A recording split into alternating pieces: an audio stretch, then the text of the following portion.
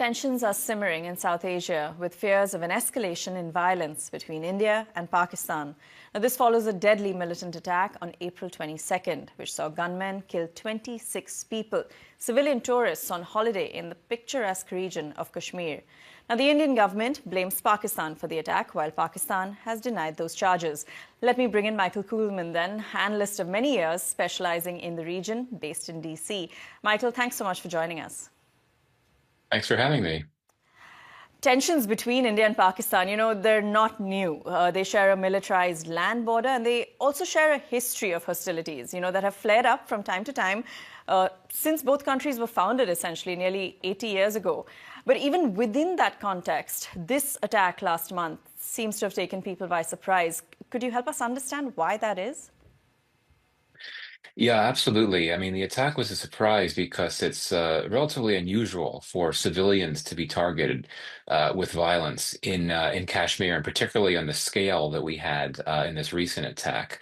And also, the India-Pakistan relationship has been relatively calm over the last few years. The two countries signed a truce along their disputed border, the LOC, in 2021, and since then things have been relatively calm. So the fact that not only do you have this stunning attack in a region that generally does not have cases of civilians being targeted, but then a case of this attack happening and relations between India and Pakistan being plunged into one of their worst crises in years, because as you note, India has blamed Pakistan for the attack. So it's really quite stunning. It's just has goes against the trends of what we've seen over the last few years.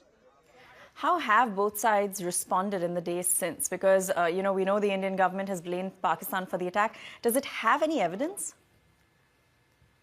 Well, it has not yet provided any evidence publicly. It has indicated that there are cross-border links to the attack, and it's important to note that historically there is a precedent of Pakistan sponsoring some of the groups, some of the violent groups that operate and stage attacks in Kashmir.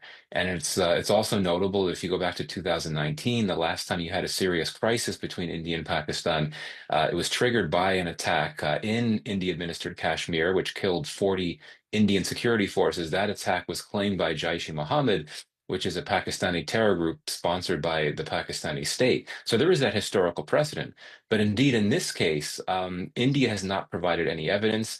There was a group called the Resistance Front, which initially claimed responsibility for the attack on Telegram, on social media. According to India, this group is tied to Lashkar-e-Taiba, which is a Pakistani terror group, a Pakistani-sponsored terror group. However, that group eventually retracted its claim of responsibility. So, yeah, it's tricky because India has not provided any evidence that Pakistan was involved, but there is the past precedent, and certainly across India, many believe that there was some type of Pakistani hand or sponsorship in this attack.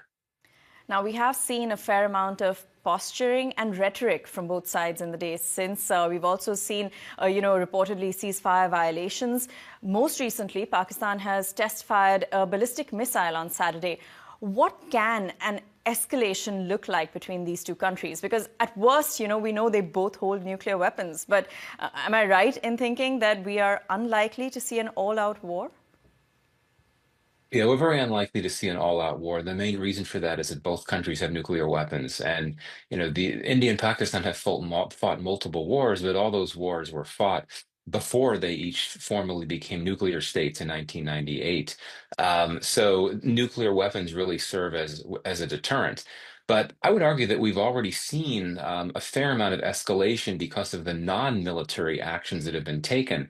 Soon after the attack on the 22nd, India took a number of very muscular diplomatic measures, some of them being unprecedented.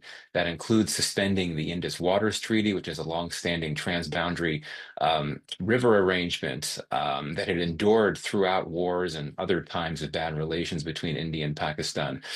We've also seen all trade ground to a halt. The main land border has been closed, and ports have been closed, and so there's no shipping traffic. And Pakistan has reciprocated in many cases. It cut off another treaty between the two that had called for peaceful resolution of bilateral tensions. So, we've seen a lot of escalations on the diplomatic and economic front, there has not been any type of military actions by either side to this point.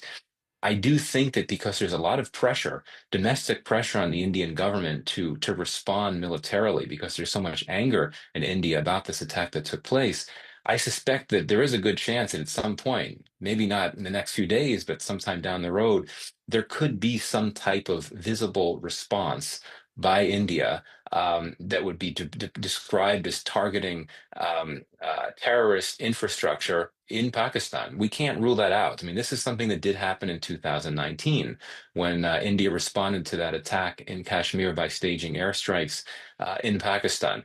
But I think that my sense is that India will want to respond with a variety of responses. That could include trying to isolate Pakistan globally by pressuring Pakistan's donors not to provide assistance to Pakistan. It could entail pressuring a terrorist financing watchdog, the FATF, pressure that group to sanction Pakistan. So I think there's a lot of steps that India might try to take that don't necessarily entail military strikes. Even though much of the debate has been, what might India do in terms of a military response? There might be something small, though visible, to address all of the anger in India and also to degrade this threat of cross-border terrorism. But I do think that we will likely see a broad-based Indian response in the coming weeks. One final thing I'll say, we can't rule out covert activities by India in the coming weeks, which could entail targeted assassinations of militants in Pakistan. So there's a whole range of things that could happen, but that remains to be seen exactly how it plays out. That is very interesting. In fact, all the sort of diplomatic escalations that you pointed out there, what is the role of international diplomacy then? Because we're already grappling with deadly wars in Ukraine, in Sudan, in Gaza, just to name a few. What is the US's relationship with both these countries, and has there been any intervention so far? So, I mean, there is a past precedent of U.S. governments intervening during crises like this between India and Pakistan, interventions that aim to push for de-escalation. And, the U.S. has had some success in that regard in previous years. And I think in this case, what we've seen so far is from the Trump administration is some mixed messaging. I mean, initially we saw the U.S. expressing strong statements of support and solidarity with India, condemning the terrorist attack.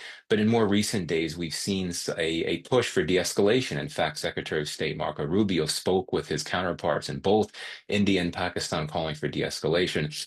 And most recently, in the comment that's received the most attention, Vice President Vance has said in a TV interview that the U.S. Hopes that any type of Indian response would not lead to a broader war.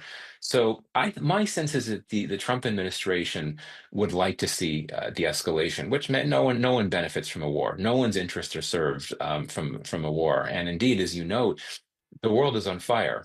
We have these wars in Gaza and Ukraine. The Trump administration has said that it wants to help bring them to an end. So I would think that it would also want to play what role it can to try to move the needle forward on de-escalation. In this case, even while the U.S. would want to make sure to signal to India that it supports India's counterterrorism imperatives. I mean, the Trump administration, much like the Modi government, takes a very strong stand against Islamist terrorism, and it would want to make clear to New Delhi that it understands India's concerns in that regard. All right, Michael, we leave it there. Really appreciate you giving us the lay of the land. And of course, like you said, the world is on fire. And the last thing we need is another zone of conflict to keep our eye on and more lives lost. That is Michael Kugelman, author and South Asia analyst. Thanks so much, Michael. Thank you.